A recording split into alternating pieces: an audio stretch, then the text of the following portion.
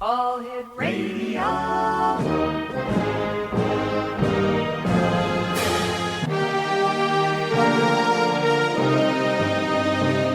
Welcome to the X Zone, a place where fact is fiction and fiction is reality.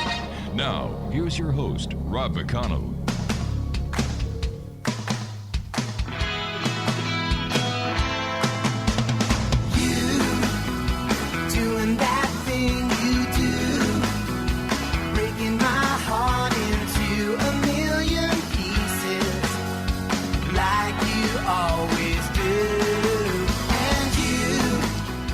Good evening, one and all, and welcome to the X Zone. I am Rob McConnell, and we're coming to you from our broadcast center and studios in Crystal Beach, Ontario, Canada.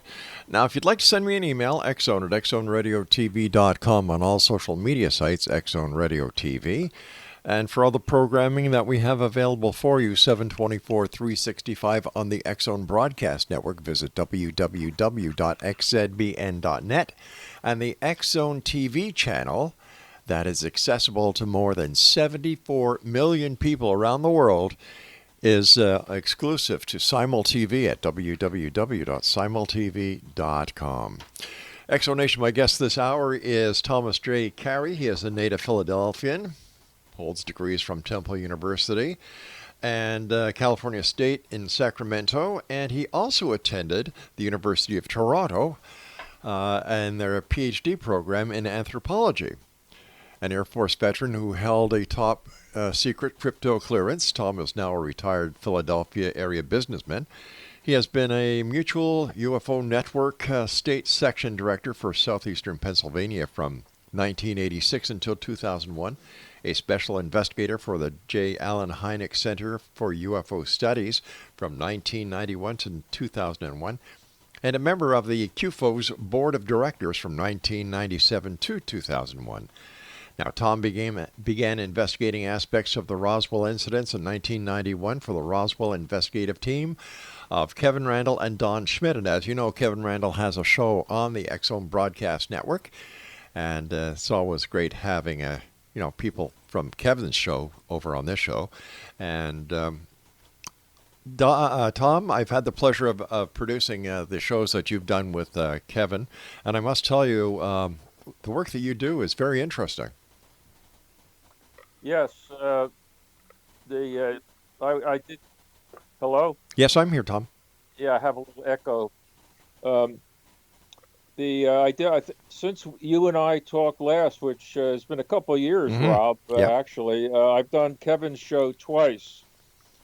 And, of course, we talked about Roswell. The one show we talked about the so-called Roswell slide fiasco that we had down in Mexico City about 5-6 years ago, and the second show we did like a reminisce because we go back 30 years with Kevin and Don. That's quite some time, man. Yes. So when you first start, I remember, in fact, I was talking to Don today, and we were sort of reminiscing, and, it's been so long, everybody's dead. And I remember saying, boy, my first trip to Roswell was in 1993. And I was down there, and I said, okay, well, I've been down here. I guess that's it. We'll wrap it up now. And, here it is, 30 years later. We're still on the case, although you have to understand, and I'm sure you do, that most everybody is gone now. Even some of the children of the participants from 1947, they're passing away. And Don and I are getting up there. So it's really sobering, because every time we go down to Roswell, which is at least once a year, every July they have the festival, except last year because of the COVID, we didn't have one. But every time we go down there, we say we find that someone else has passed away. And it's almost like family, Rob, when you know these people and for so long, it's almost like a member of your family has passed away. Don, tell me, why is the myth of Roswell or the incident at Roswell, the crash at Roswell, still so prevalent when it comes to ufology? You'd think that since 1947, it would have been solved one way or another, and yet here we are, the year 2021, and the investigation continues. Well, Rob, that's a good question, and the simple answer is that we believe we have solved the case, Mm-hmm. but the only thing that we're missing is a physical and incontrovertible physical piece of evidence, like a steering wheel or the dashboard from the ship. That's the fallback position of people who doubt what took place. Well, show me a piece of physical evidence. Right. Well, we don't have it, but we do have over 600 witnesses that know pieces of the story that we have assembled. We've interviewed and assembled into like you're putting a puzzle Mm-hmm. together. And we believe that we have at least solved what happened. The evidence is the testimony, because testimony is evidence, as you know, in a court of Yep. law. If it's credible testimony, it serves as evidence, and sometimes if it's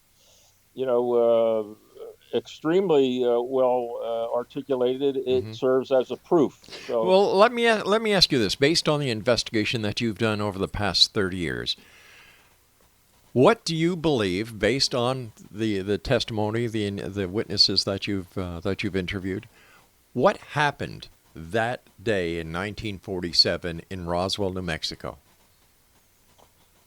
well, late in the evening of July the 2nd, it took us a couple of years to figure out what date it was. Late in the evening of July the 2nd, there was a severe thunder and lightning storm Mm-hmm. over central New Mexico. It's their what they call their monsoon season. The July of every year is their monsoon season, and we have it from several witnesses that between the thunderclaps they heard a muffled explosion of some sort that wasn't a thunderclap, and they wondered, what is that? And the next day, a rancher by the name of Mac Brazel, who was the foreman of a sheep ranch near Corona, the town of Corona. He's out checking fence, and lo and behold, he comes across a big field of strange debris. Looked like silvery, like aluminum, very light, something that he had never seen before. And what had happened was a ship, we believe, had if it was an internal explosion, we don't know what sort of explosion it was, but it exploded in the air, either struck by lightning or exploded some way that it rained down these small pieces of debris over Mac Brazel's sheep pasture. Mm-hmm. And he found it the morning of July the 3rd. And and he had another person with him, a young 9-year-old boy named Timothy D. Proctor was with him. And so everything was in just small pieces there. No bodies, just small pieces. And he's wondering, what is this? And so this is July the 3rd. So 2 days later, Mm-hmm. he goes into town on July the 6th. That would be Sunday. So I guess it's 3 days later. He wants to know who's going to clean up that stuff, because his sheep won't cross the pasture to get to water. So who's going to clean up that stuff? And he goes into Roswell, goes into the sheriff's office. While he's talking to the sheriff, a fellow by the name of Frank Joyce, who's spinning records on the local radio station, calls the sheriff's office for, hey, George, and the sheriff's name was George Wilcox. Hey, George, you got anything I can put on the radio? Anything interesting? He says, well, yeah, I've got a guy here named Brazel. He says he found some strange material out there. He thinks it's a crashed flying saucer. And so he interviews Brazel, and neither one of them, Wilcox or Frank Joyce, believe Brazel at that point. Let me ask you a question at this point. Why did Brazel think that it was a flying saucer? Well, he had talked to before he went to Roswell. He went to Wade's bar Mm-hmm. in Corona Yeah. on Saturday night, and he took a piece of that metal with him. And Brazel hadn't heard of flying saucers. Because he did no radio, no electricity there. They get a weekly or monthly newspaper, so he never heard of flying saucers. But some of the fellas at the bar said, "Well, hey Mac, maybe it's from one of those flying saucer things." There's all kinds of newspaper headlines going around about these things they call flying Mm-hmm. saucers. Maybe that piece of metal that is acting funny, they're trying to cut it, bend it, burn it, squash it, and it always comes back to its original shape. Maybe it's from one of those flying saucer things. So that's the story that Brazel took with him to Roswell. Maybe and so Wilcox, who later said it was the mistake of his life by calling the air base first. He said he should have called the media first because the air base covered it up. But he said, Mac, if anything that comes from the sky, and it sounds like what you Mm-hmm. have there, it came from the sky. That's the purview of the Air Force. So let's call the air base, which was down 7 miles south of town at Roswell, and that's how the Air Force got involved. They send out Jesse Marcel, and Marcel takes Sheridan Cabot with him. They go out, they follow the rancher out, and this is on July the 6th. They stay overnight and hit the debris field on the 7th, and they're gathering up this stuff, and Cabot fills up his Jeep carryall, and he goes back to Roswell, the Roswell base, that day. Well, Marcel's still out there gathering up stuff, Mm-hmm. and he puts it in his 42 Buick. He fills it up, and this is late in the day, and on Sunday. I'm sorry, on let's see, he got up there Sunday. This is early morning Sunday, and he heads back to town, back to Roswell. But before he gets to the base, he stops at home to show his son Jesse Jr. and his wife Viud, because according to Jesse Jr., uh, Marcel Sr. at that point, in his mind, it was a flying saucer. That's what his son said. His son said he was convinced at that point that his father thought it was a flying saucer, wreckage from a flying saucer. So into the base he goes with the wreckage, but he wanted to show his family first, which he did. Well, they have their meeting at the base, their morning meeting, and they're passing some of this material around. Mm-hmm. And, so whether it was, this is one of the points of contention, whether the first media press release did that come from Blanchard or did that come from higher authority? And we always debate whether it was a local faux pas from Blanchard by putting out the story Mm-hmm. that they had captured, that's the term they used, a flying saucer.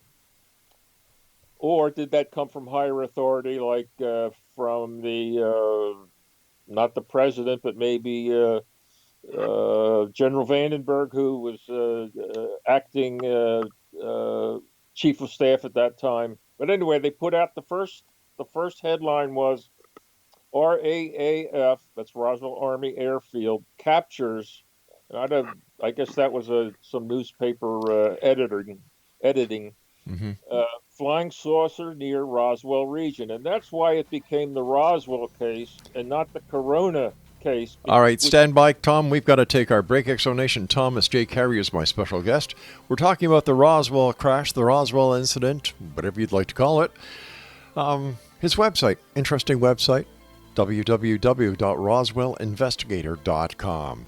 And we'll be back talking to Tom on the other side of this break as we continue here in the X Zone with yours truly, Rob McConnell, from our broadcast center and studios in Fort Erie, Niagara, Canada. Don't go away.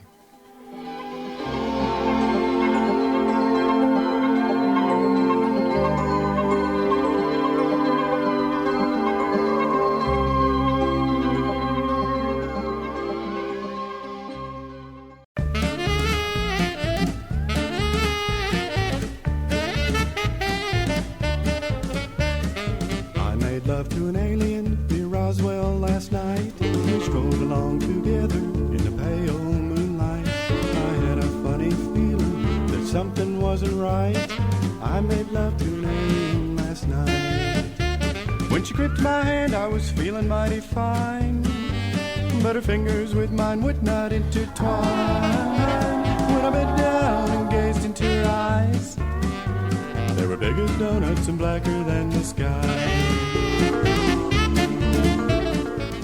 Welcome back, everyone. Thomas J. Carey is our special guest, and Thomas's website is roswellinvestigator.com. A couple of questions for you, Tom. To the best of your knowledge, when the Air Force, Marcel, got to the ranch, did he take any photos of the debris field? That's we don't know, Rob. We just don't know if he took a camera with him or not. He may have. We always have had rumors that somebody took pictures of it. And right. It's something that we've been looking for all these years and never came up with anybody that had them. So now, the answer is we don't know. Okay. So isn't it out of the norm where an intelligence officer would go to a scene and not secure the scene and then bring everyone else to the scene in order not to break the chain of custody? Well, this is something out of the ordinary. All that the rancher brought into town were 2 small boxes of pieces of wreckage. And, the question was, what is this? And there's a whole pasture full of this stuff. You take Marcel out there, and he told Marcel, take whoever you want with him. Now, Marcel and Cabot were the 2 top intelligence people on the base. So it's not like they sent out 2 airmen, a sergeant or an airman. These were the 2 top intelligence experts that went out to see what was there. All right, but why didn't the sheriff go out? Well, the sheriff ultimately, this was on a Sunday, so his day he's off, and he was unhappy that he had to come downstairs and interview Brazel, and he sent two of his deputies out. Did the deputies take any photos? I'm sorry? Did the deputies take any photos? Again, we don't know. We don't know. It's no one has ever said they took photos. Like I said, our ears have always been open for anybody that had some information about it, and quite frankly, nobody had any information about it. All right, so let me ask you another question. Marcel puts some of the debris into his vehicle, and instead of going back to the base to maintain a proper chain of evidence custody, he decides to go home to show this material that he believed was from a UFO to his son. Now, doesn't that taint the credibility of this top intelligence officer when he breaks protocol? It would if that was the only material, Rob, but there was a whole field full of it. I understand that. But here you've got a supposedly well-trained intelligence officer who knows that you get from point A to point B in order to maintain the proper chain of custody of the material. Well, they already had material from Cabot that brought that in. Makes no difference. That makes no difference. Whole Jeep carryall full of the same material. Yeah, I understand that. But why is the part where I can't read Marcel's mind on that? I understand that, Tom. But why is this part, just paved over that Marcel did not follow proper protocol? This doesn't make him a hero. It makes him a suspect. Well, we're not making him a hero.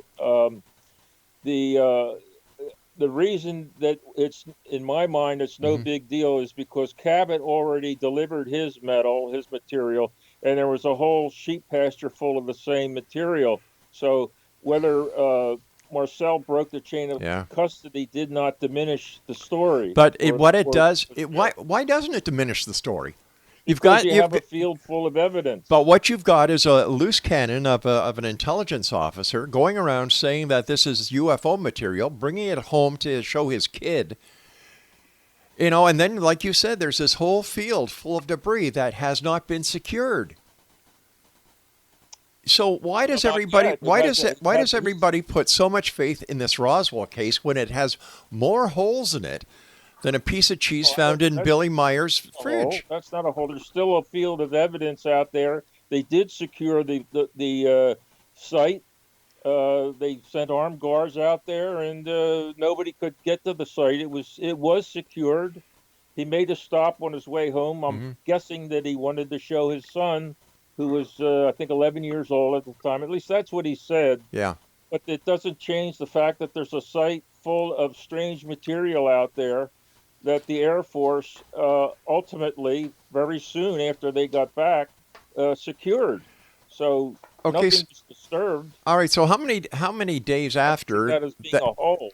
How many days after Brazil was there to do his preliminary investigation? Was the area secured by the military? I'm sorry. What was the first part of that? Okay.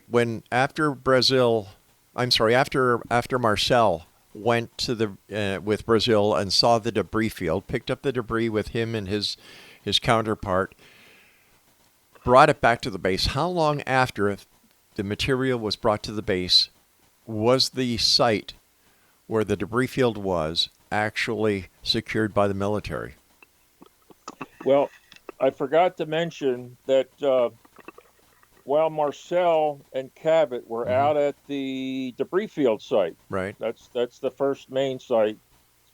That's on the morning of Monday the 7th. They're out there at the site. The impact, what we call the impact site, was discovered, where the rest of the ship had come to rest, about 35 miles east-southeast of the debris field. It was discovered by some archaeologists. They called the sheriff, and the phone calls in those days, anytime they called the sheriff, it also went into the firehouse in Roswell. Right. So that's how some of the civilians got out to the impact site before the military did, because the military had just, because Marcel is still out there in the field. So they found out about this impact site north of town before Marcel got back. So they started securing the two sites that day. And I don't know, I couldn't tell you what time, but as soon as they could, because they had a meeting at the base office. Cabot was there, Marcel was there, all of Blanchard's direct reports. And that's when they decided this is they put out the UFO, the flying saucer story, and they started deploying to the two sites at that point. But how did they come to the conclusion that it was a UFO? Well, it was there at the time. Roswell was undergoing a what we call a UFO flap, but the reason they came to the conclusion that it was a UFO was because at the impact site there were 3 aliens, 2 dead, one still alive. That was a strange wreckage you can explain away, but the aliens, 3.5 feet tall, big heads, and they weren't human. They sort of, they weren't human, so that's when they concluded that it wasn't anything from Earth. Okay, so now we've got we've got 2 crash sites. We have a third site. We have a third site that was discovered at some point between the 2 sites that I just told you about. Okay. When the ship exploded, apparently 2 of the occupants, beings or creatures, whatever you want to call them, when the ship exploded, 2 of them were blown out and came to rest. They met their demise at a small bluff about 2.5 miles east of the debris field site. They were discovered by Brazil and we don't know for sure, either before he went into town or afterwards. We're not exactly sure. But wouldn't it make sense? Wouldn't it make sense that it was after he went into town? Because when he went into town, he never mentioned a body. All he did was brought in, according to you, 2 boxes of this material. Well, when we interviewed Frank Joyce, in 1998. Now, Joyce was the radio announcer that interviewed Brazel. It didn't go over the air, but he interviewed him over the telephone. And Brazel told him about this site that was 2.5 miles east. He said, "Boy, the smell is terrific. It made me sick. What's going to happen?" And he said, "So Joyce says, what are you talking about?" He says, "Oh, the I forget what he called them, the little people. They were small, and they were dead, and they smelled terrible. What's going to happen to them?" And so that's what Frank Joyce told us. So was it Brazel who first mentioned the bodies? To Frank Joyce, yes. All right. So how do we? But at the same time, that's on the 6th. But on the 7th, they found the other site north of town where there were 2 dead and 1 alive. So by that time, they said this is not from us. This is not from the Russians. This is not from any other country on Earth. How do we know that they actually found bodies? Well, that's what the many witnesses have told us. No disrespect, Tom, but a lot of people believe in Santa Claus too. Like when it comes to making a claim of extraterrestrials and crashed vehicles and so on, I understand the strength of the witnesses that you and Don and Kevin have talked to over the years. But here we are in the year 2021. This happened in 1947, and still, with all the investigations that have gone on, there hasn't been any physical evidence that's been turned up. Well, if you no physical evidence, but testimony is evidence in a court of law. It can be evidence, and we've interviewed over 600 people. Not everybody knows the whole story; they only know their little piece. And what you do is you judge the witness, and you get to a point where you can pretty much tell what is the truth and what isn't when you're interviewing them, if you interview enough of them, and that's what we did. So. Now, were all these witnesses were the main witnesses ever given a polygraph test? I think Jesse Jr. was, or at least he had a, and I wasn't there, but he had a regressive hypnosis type. Yeah, but we all know that hypnosis isn't the best. But when we interviewed somebody, we don't have a polygraph ourselves, and you have to go to their house, and a lot of them are very uncomfortable. So as far as a polygraph, I am unaware of that. Maybe there has been, maybe there hasn't. I don't know. All right, stand by, Tom. You and I have to take our break at the bottom of the hour for the news. Exo-Nation, Thomas J. Carey's our guest. He's got 2 new books we're going to be talking about on the other side of this break. Roswell, the Chronological Pictorial, and Roswell, the Ultimate Cold Case Closed. This is the X-Zone. I am Rob McConnell. We're coming to you from our broadcast center and studios in Fort Erie, Crystal Beach, which is part of Niagara in the province of Ontario.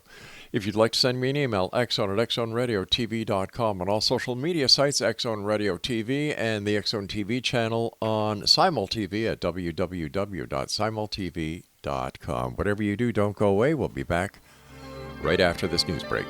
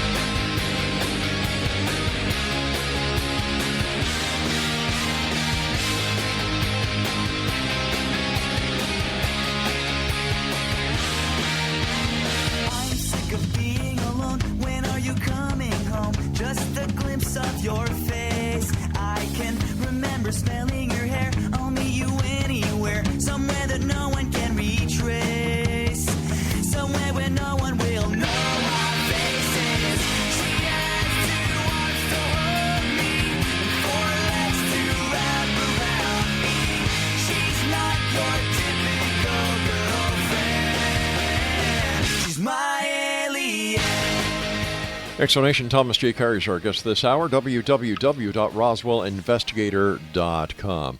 All right, Tom, so as I understand it, there were 3 crash sites. Yes. Okay, and it was Mark Brazel who first reported the existence of the alleged ET bodies, right? Yes, Matt Brazel. Okay. Now, Mac Brazel. where was the largest debris field?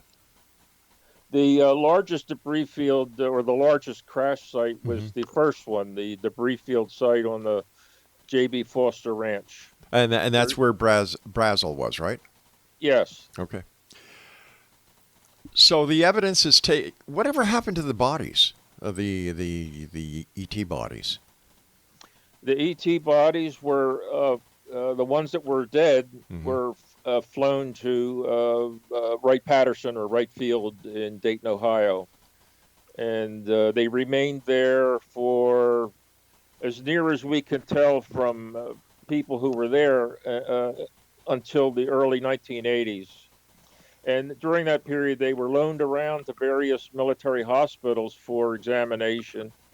And so we have a few stories like that where doctors and officers had seen a body or two at this base or that base. So Wright Field was the destination. The live one didn't go immediately to Wright Field, and it turns up in April of the following year at Wright Field by a witness who saw it there. So that's where they went. Where they are today is anybody's guess. The last information we had was from a former commander at the Foreign Technology Division at Wright-Patterson.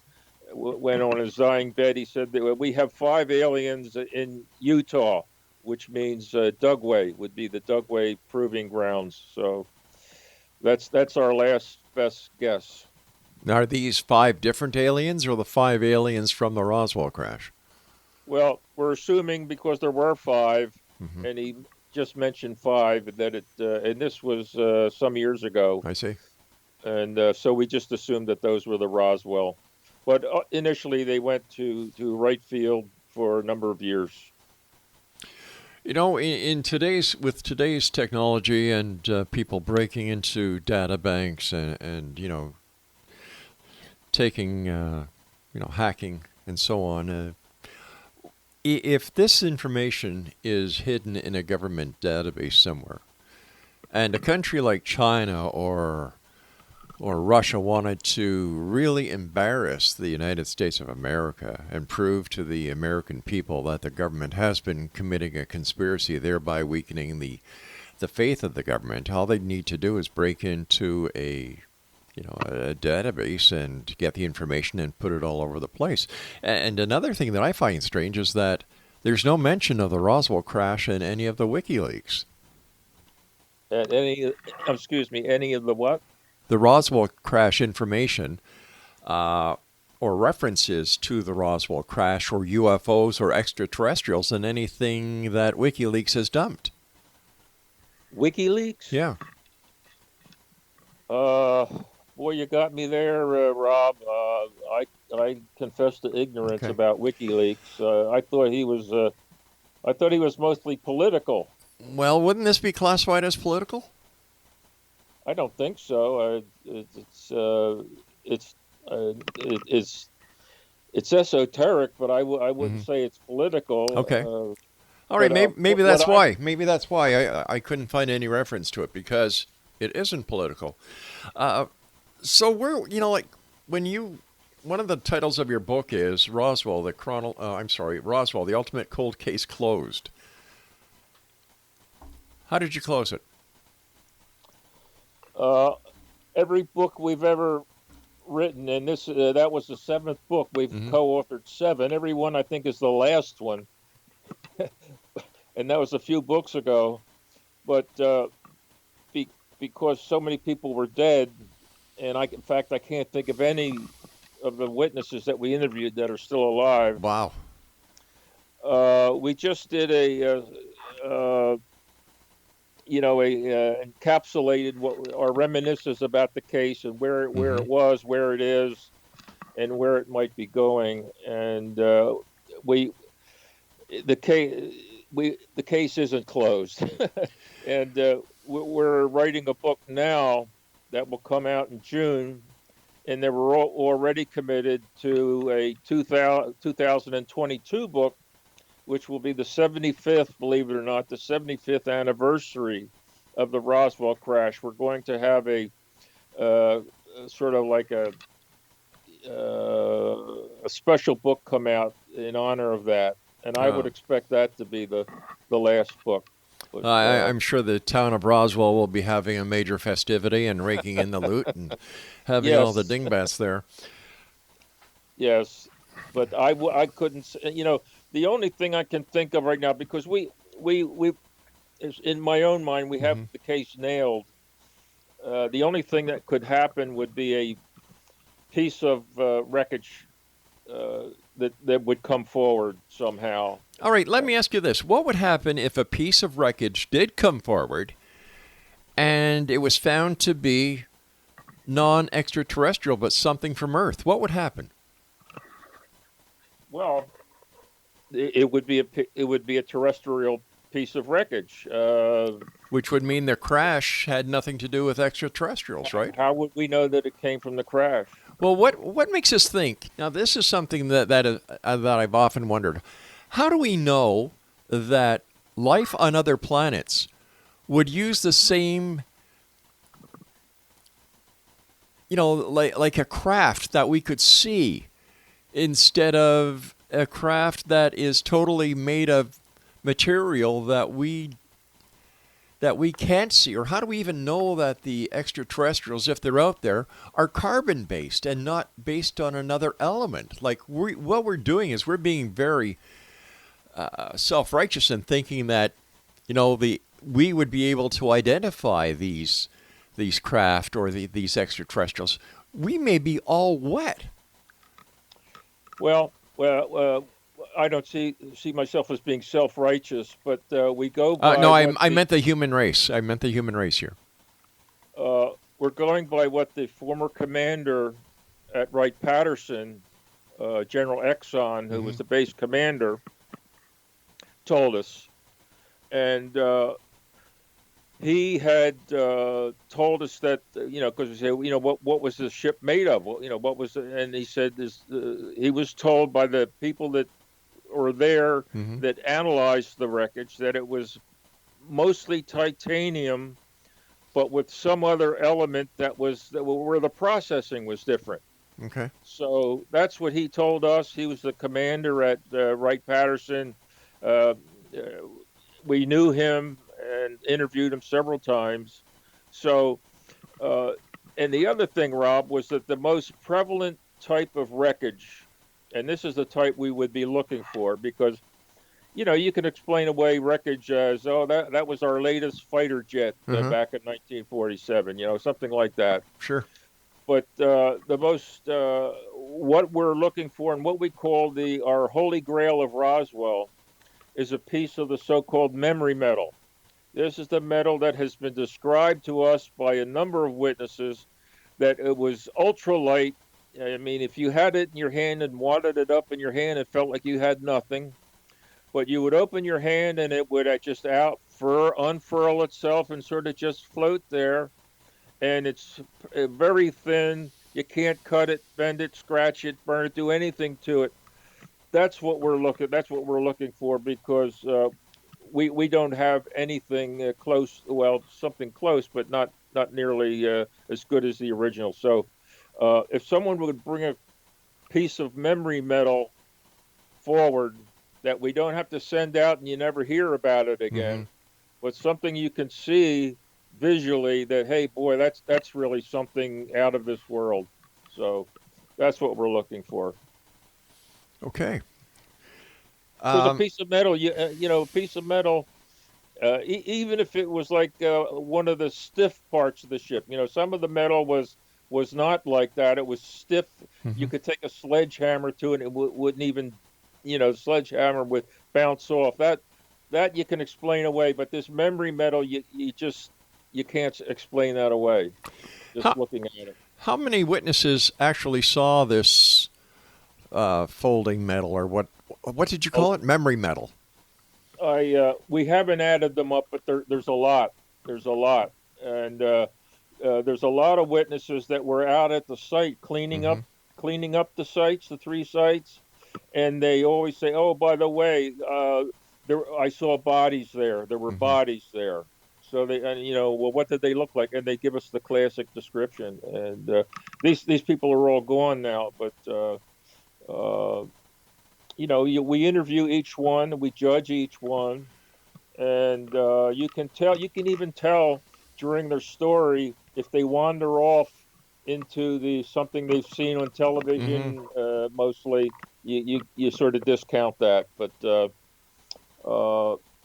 and there's some that just outright were making it up, and we can tell that right away. So if you interview enough people. All right, so we've got 5 extraterrestrials, and if a spacecraft did crash, and if a spacecraft can, withstand space travel, why did it crash? Exactly. We get that question all the time, and anything that's manufactured has a tensile, something like a metal, a metallic item. Anything like that has a tensile strength, meaning pulling it apart. And if you exceed the tensile strength, it'll come apart. And these were manufactured with some form of elements. General Exxon says titanium was one big element in it, but if something happens where it exceeds the tensile strength, it'll come apart. And whether it was an internal explosion, whether it was struck by not radar, it was struck by lightning, we don't know. We just can only speculate. But it came apart over Brazel's sheep pasture. The inner cabin is what we think withstood the blast, continued on for another 35 miles and came to rest just north of Roswell. And that's where what we call the impact site, where there were 2 dead and 1 still alive. So to answer your question, every manufactured piece of material has a tensile strength. But once again, Tom, I've got to take my final break here, but quickly. But once again, we're basing the knowledge and the technology that we know of here on this planet. If these people are extraterrestrial, shouldn't they be further ahead? And isn't it possible that our law of physics do not apply to them? How would we know? I wouldn't know. Exactly. How would we know? How would we know anything at this point? Because it's a great story. Interview enough people and you know something. Yeah. We'll be back on the other side of this break. Don't go away.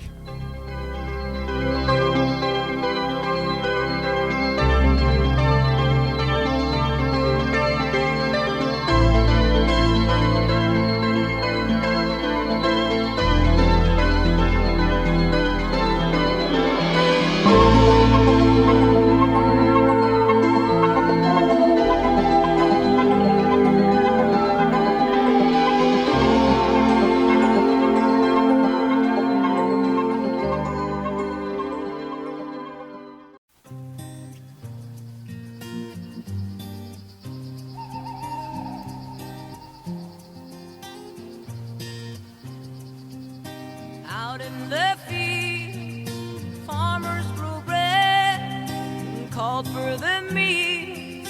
They took for the shed. Then dark came to fall. Silence was all. A beauty shone bright, surrounded by light. Come on now. I fell in love with the naked.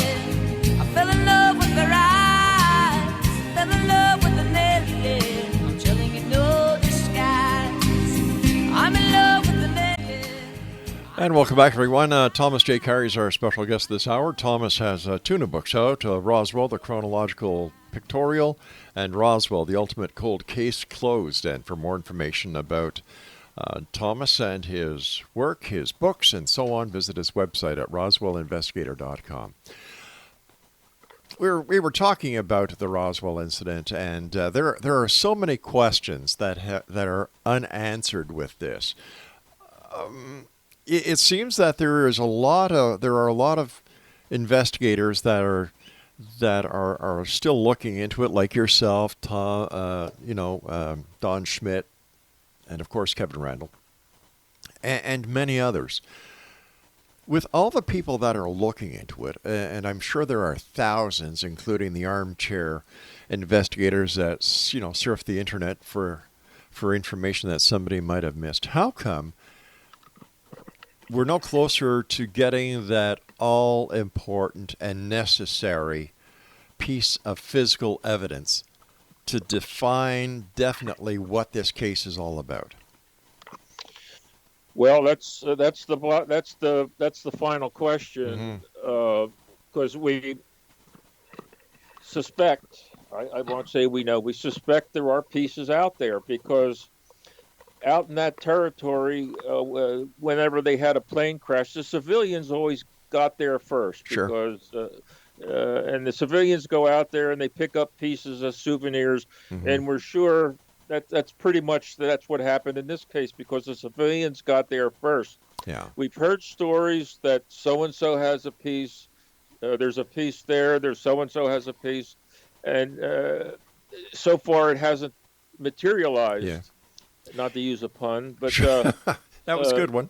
It's one of the big disappointments of the case, but I'm confident that at someday, and this sounds like pie in the sky, but along the trajectory, Rob, from where the ship exploded to where the final impact site was, along that trajectory, there were pieces, no doubt, falling off the ship. So, but that's a big desert out there, and it's 75 years almost since this happened. So that's unlikely that it's going to come that way. And we believe that one of those Corona ranchers, one of these days, is going to turn up something. But it's a long shot. Yeah. I agree with you. But that's the only missing piece to this case. Again, not to use another pun, but sure. That's the missing piece. All right. But do you find it strange that Jesse Marcel himself hadn't kept a piece? Because he did bring it home, and you're showing it to his kid. And if he really thought it was part of UFO, and there was this massive debris field, and there was already stuff at the base, why didn't he keep a piece? Well, we don't know that he didn't keep a piece. Well, there is a story that he did, and that he kept the piece of all places, in the water heater in his house in Houma, Louisiana.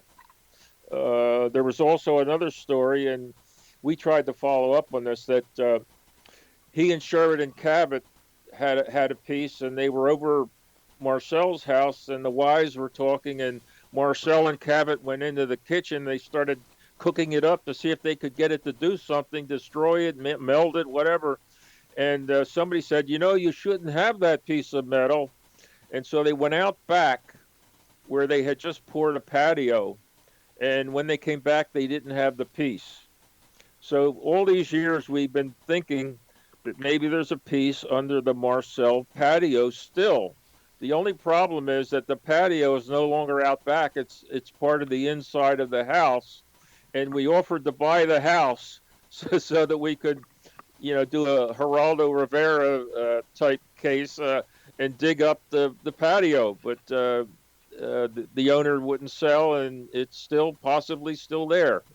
But that's one story about Marcel. The other one is that he had kept a piece, took it when he retired to Houma, Louisiana. He had a piece, and he kept it in an old water heater, which is long gone, of course. But that's the two stories we heard about Marcel.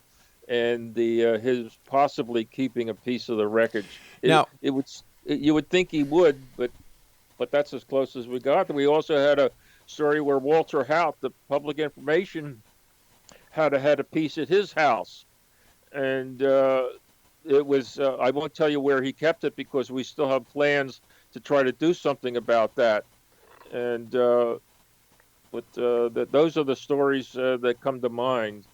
And but we believe that there are military personnel who were able to pocket a piece, and certainly some of the civilians that got out there before the military took a souvenir or two. And it's a long shot. I agree, and we can only hope that somebody comes forward and it's a piece of the memory metal and not some of the other stuff where you can say, oh, that's just a piece of metal. Where the memory metal, you can see that it's different. I'm going to ask you a hypothetical question here. What, in your opinion, would ufology be like today if Stanton Friedman had not brought this story forward? That's a great question because for me, Rob, when I read the book, The Roswell Incident, all the other UFO stories just faded away. Yeah. This Roswell story was for me the UFO story of all time. Mm-hmm. And being on it for 30 years, I mean, what have you done? For 30 years to be so interested in something like that. But it's the best case as far as interest, the story, and there are a couple other UFO cases that are interesting. That I'm interested in, but nothing like this. And if there hadn't been a Roswell case, what case would it be? I don't know, Rendlesham or Westall in Africa. I'm sorry, Australia or Zimbabwe in Africa. Two good cases. What was it that got you interested in ufology? I was always it was the thought of somebody living somewhere else.